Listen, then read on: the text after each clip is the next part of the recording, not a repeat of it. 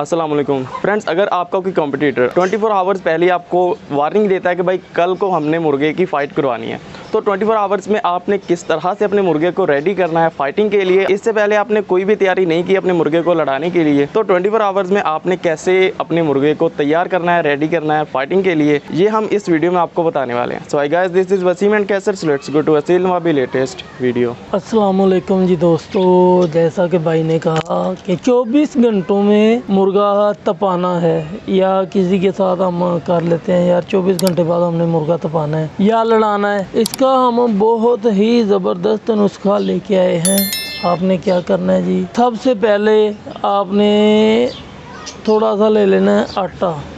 आटे को तवे पे भून लें अच्छे तरीके से, जितना उसको खिलाना है उसको अच्छे से भून के इतना सा उसमें मिलाएं गुड़, इतना सा उसमें गुड़ मिलाएं और हल्का सा पानी मिला के ना उसे कूट काट के शाम को ना केज में बंद करने से पहले उसे खिला दें, तो सुबह सुबह ना वो मुर्गा उसका पेट जो है अंदर से बिल्कुल खाली और हल्का और फ्रेश हो जाएगा।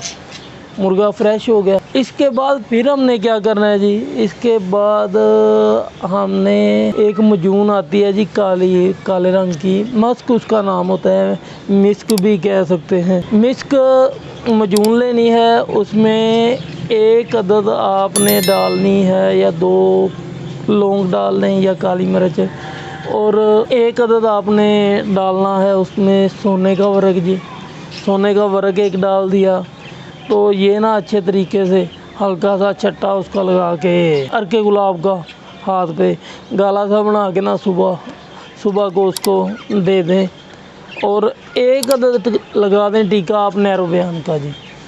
ये लगा कर मुर्गे को छोड़ दें, फिर ज़रा उसको 2 मिनट रेस्ट करें, यानी कि चले फिरे, फिर पकड़ें उसे और उसे हाथ मारे और सेट करके खिला दें। 1 घंटे के बाद आप जिस मुर्गे से मर्ज़ी उसे तपने के लिए छोड़ दें या लड़ाने के लिए छोड़ दें, मार के फनाइयाँ ला देगा इंशाल्लाह, बिजू बना देगा। तो ये आप करें, आपको बहुत फ़ायदा होगा। और ये बहुत ज़बरदस्त टोटका है जी। आपको ये जो मैंने बताया है ना टोटका, इसका आपको रिज़ल्ट मिलेगा। जब भी आपने मुर्गा आप आज के बाद तपाना है ना, आप ऐसा करिएगा तो फिर रिज़ल्ट देखिएगा, मुर्गे में जिन्न आ जाएंगे इंशाल्लाह। अच्छा जी, अस्सलाम वालेकुम।